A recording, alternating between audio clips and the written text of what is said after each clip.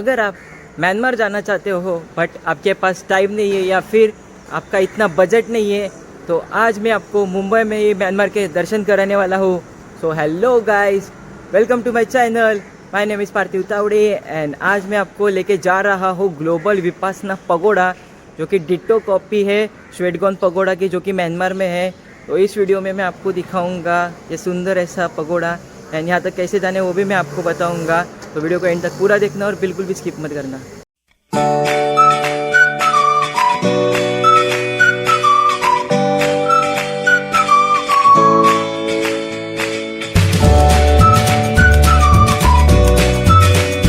तो अभी मैं हूँ गोराई क्रीक पर। आप मेरे पीछे देख सकते हो, ये है गोराई खाड़ी और हम लोग अभी अंदर पैगोडा तक फेरी से जाने वाले हैं। लेकिन उस पैगोडा तक जाने से पहले मैं आपको बता देता हूँ कि यहाँ तक कैसे आना है वो। तो यहाँ तक आना बहुत ही सिंपल है। आप मुंबई में जहाँ पर भी रहते हो आपको ट्रेन पकड़नी है टिल बोरीवली तक। फिर बोरीवली स्टेशन आप जैसे ही आओगे आपको बोरीवली वेस्ट आना है। आप बोरीवली वेस्ट जब स्टेशन से बाहर निकलोगे तब आपको बस स्टॉप मिलेगा। आप बस स्टॉप से बस पकड़ के इस गोराई खाड़ी तक आ सकते हो। बस स्टॉप से गोराई खाड़ी तक आने के लिए दो बसेस अवेलेबल है, एक 294 एंड एक 247। बट मैं आपको 247 बस सजेस्ट करूंगा बिकॉज 247 का जो टिकट फेयर है वो भी कम है, 6 रुपीज़ पर पर्सन है एंड उसके जो स्टॉप्स है वो भी कम है। तो आप कम टाइम में यहाँ पर आ सकते हो गोराई खाड़ी तक।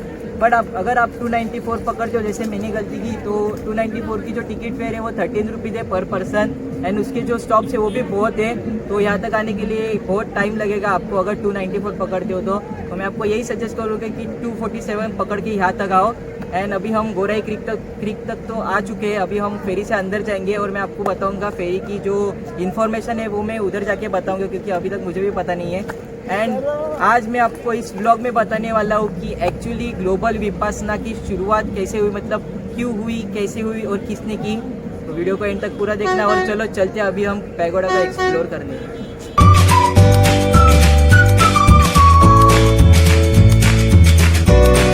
लोकल फेरी में आप बाइक्स भी लेके जा सकते हो।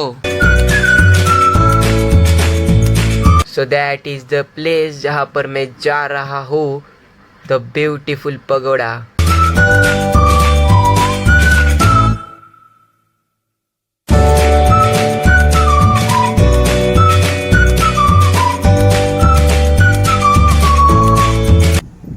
सो फाइनली मैं पहुँच गया हूँ पगोड़ा एंड आप देख सकते हो वहाँ पे दिख रहा होगा आपको सुंदर एंड ब्यूटीफुल ऐसा पगोड़ा देख सकते हो आप। तो जैसे कि मैंने आपको कहा था कि बोरीवली स्टेशन से गोराई क्रीक तक कैसे आना है, अभी मैं आपको बताऊंगा कि गोराई क्रीक से पगोड़ा तक कैसे आना है वो। तो गोराई से पगोड़ा तक ऑब्वियसली फेरी से ही आना है, बट वहाँ पे दो टाइप की फेरी अवेलेबल है, एक एसएल वर्ड की फेरी है और एक लोकल फेरी है। तो अगर आप डायरेक्टली पगोड़ा तक आना चाहते हो तो आपको एसएल वर्ड की फेरी पकड़कर आने पड़ेगा इधर तक। एसएल वर्ड की फेरी का फेयर है 100 रुपीज़ पर पर्सन, मीन्स 50 रुपीज़ आने के लिए, 50 रुपीज़ जाने के लिए एक रिटर्न टिकट है। बट आपको इससे भी चीपेस्ट प्राइस में यहाँ तक आना है तो लोकल फेरी आप लोकल फेरी से आ सकते हो। लोकल फेरी का जो प्राइस है वो है 15 रुपीज़ पर पर्सन, आने के लिए 15, जाने के लिए 15। तो 30 रुपीज़ में आप यहाँ तक इजीली आ सकते हो। बट आपको जो वो लोकल फेरी है वो एक पॉइंट से सेकंड पॉइंट तक लेके आएगी, मतलब वो आपको पगोड़ा तक नहीं छोड़ने वाली है, वो एक पॉइंट से सेकंड पॉइंट तक लेके आएगी। फिर वहाँ से आपको पगोड़ा तक ऑटो से आना पड़ेगा और अगर आप चल के आना चाहते हो तो चल के भी आ सकते हो। वहाँ से कुछ 2 से 3 किलोमीटर की डिस्टेंस पर है ये पगोड़ा, तो आप चलकर भी आ सकते हो। अगर आपको चलकर नहीं आना तो ऑटो से भी आ सकते हो, बट ऑटो का प्राइस है 100 रुपीज़ और आप चाहे एक जन रहो, 2 जन रहो, 3 जन रहो, आपको 100 रुपीज़ देना ही है। तो ऐसे आप इजीली पगोड़ा तक आ सकते हो। एंड ऐसा कहा जाता है कि ये जो प्लेस है ये one of the 7 wonders of Maharashtra में आता है, तो इसे एक्सप्लोर करने में बहुत मज़ा आने वाला है। तो चलो चलते हैं करते इस ग्लोबल विपासना पगोड़ा को एक्सप्लोर। तो आप देख सकते हो यहाँ पर बस भी आती है। अगर आपको फेरी से नहीं आना है ना तो आप भाईंदर स्टेशन उतर कर 4 नंबर बस पकड़ सकते हो, जो डायरेक्टली आपको पैगोडा तक लेके आएगी।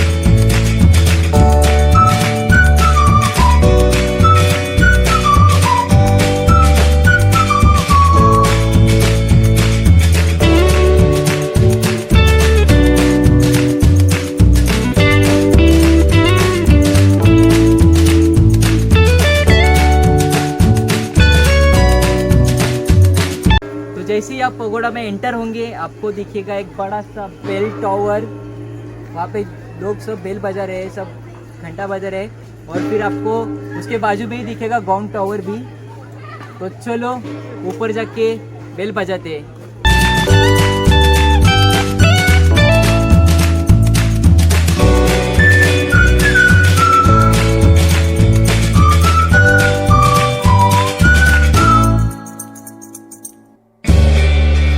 तो अभी हम बजाएंगे यहाँ की बेल।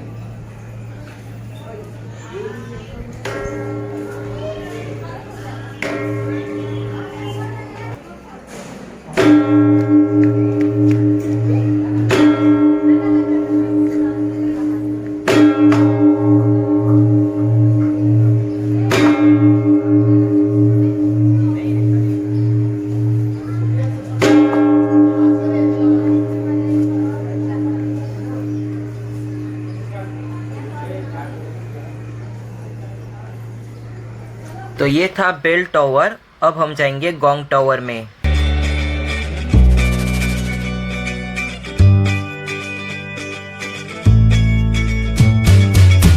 तो ये है गोंग टावर, जैसे कि बेल टावर भी हो गया और गोंग टावर भी हो गया। अभी हम जाएंगे ऊपर। You know, Global Vipassana Pagoda considered to be one of the biggest meditation halls. In fact, ये जो जगह है उसका कंस्ट्रक्शन वर्क 1997 में स्टार्ट हुआ और कंप्लीट 2008 में हुआ। एंड टूरिस्ट के लिए ये प्लेस 2009 में ओपन हुई।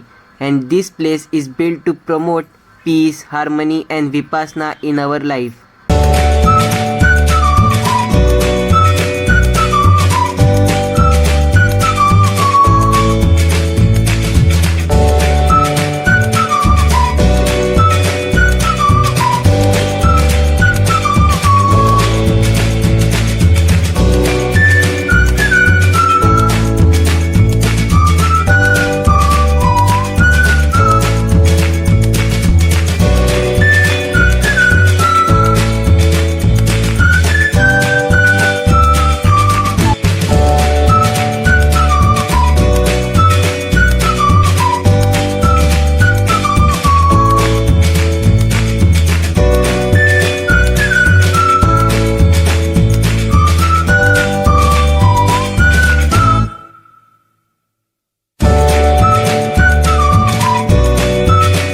तो ये है ग्लोबल विपासना पगोड़ा। एंड यहाँ पर 3 पगोड़े, एक जो मेन पगोड़ा है बड़ा वाला वो, और 2 छोटे छोटे पगोड़े भी है, एक साउथ पगोड़ा एंड एक नॉर्थ पगोड़ा।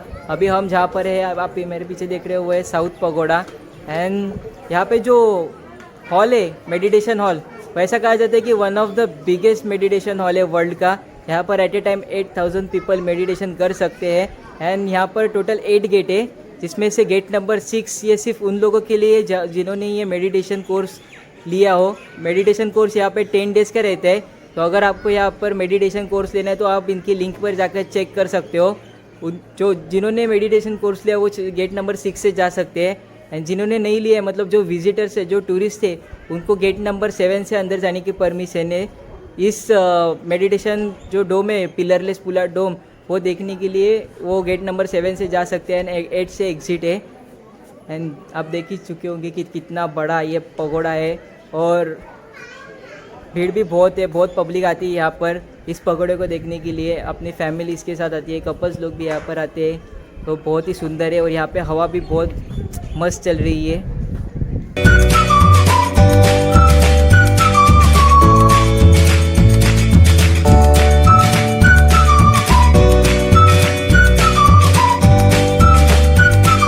तो ये है वर्ल्ड का बिगेस्ट मेडिटेशन हॉल। यहाँ पर at a time 8000 people meditation कर सकते हैं। एंड ये डोम पूरा पिलरलेस है, यहाँ पे एक भी पिलर आपको नहीं दिखेगी। और इस डोम के सेंटर में अशोका चक्र भी आपको दिखेगा।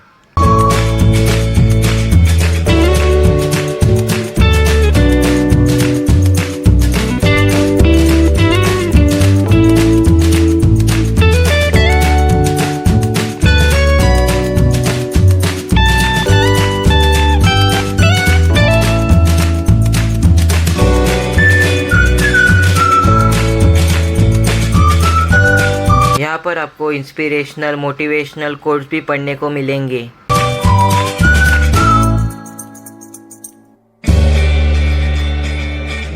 तो ये है सयाजी उबा खिन का स्टैचू, और अगर आपको इनके बारे में जानना है तो आप वीडियो को पॉज करके ये पढ़ सकते हो।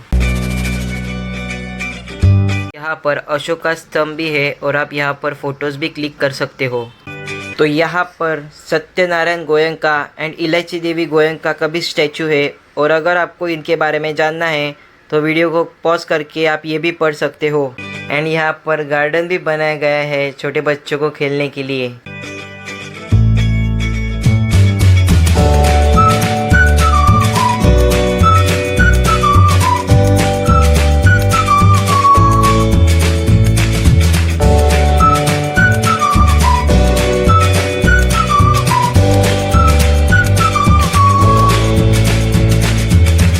तो यहाँ पर एक आपको मैप भी दिखेगा और इसकी हेल्प से आप यहाँ पर घूम सकते हो।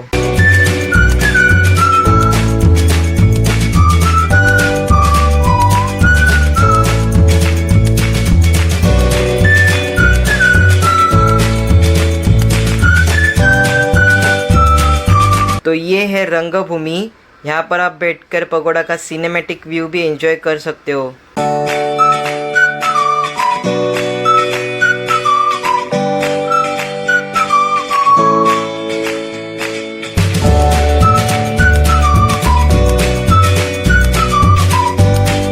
तो आप जब यहाँ पर आओगे तो आप देखोगे कि यहाँ पर फ्री वाईफाई भी अवेलेबल है। मैंने बहुत सारे प्लेसेस एक्सप्लोर की, लेकिन ये कुछ यूनिक लगा मुझे। बट ये वाईफाई आपको यूट्यूब की वीडियोस देखने के लिए, ऑनलाइन गेमिंग खेलने के लिए या फिर ऑनलाइन सॉन्ग सुनने के लिए नहीं दिया गया है।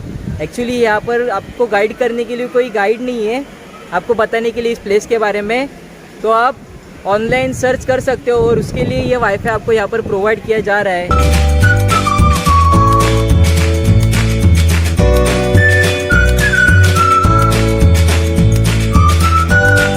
तो ये है धम्म चक्र, जो कि ऑटोमेटिकली रोटेट्स होता है कंटिन्यूसली। आप देख सकते हो ये कंटिन्यूसली रोटेट हो रहा है। तो यहाँ पर हिरन भी है जो कि बहुत ही सुंदर लग रहा है।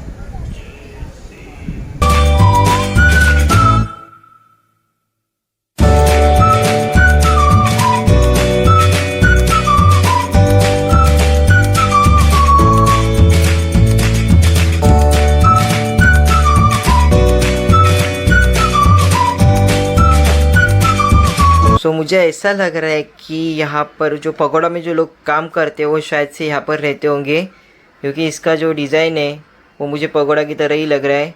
एंड यहाँ पे आपको बहुत सारे सोलर पैनल्स भी देखने को मिलेंगे।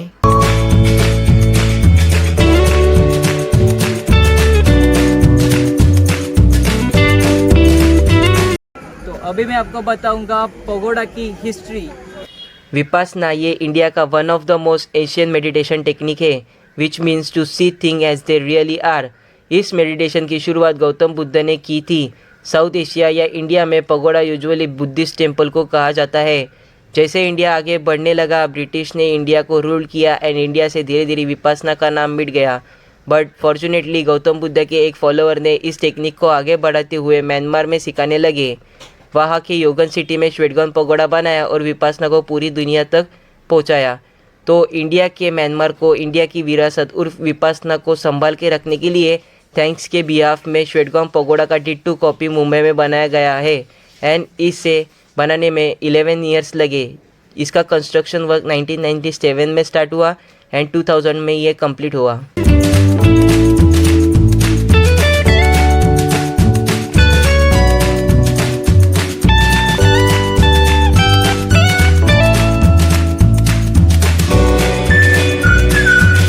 तो आपको यहाँ पर ब्यूटीफुल ऐसे भगवान गौतम बुद्ध का स्टैचू भी देखने को मिलेगा।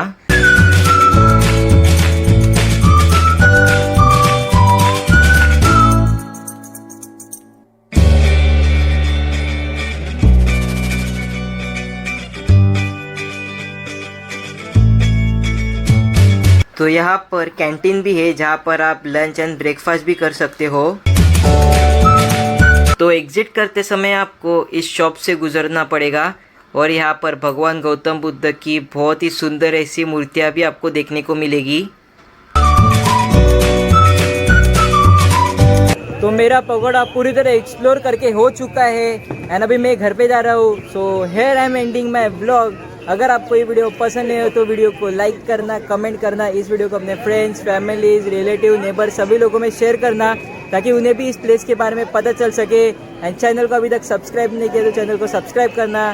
तो जल्दी मिलते हैं हमारे नए ब्लॉग में. Till then stay happy and keep watching my videos.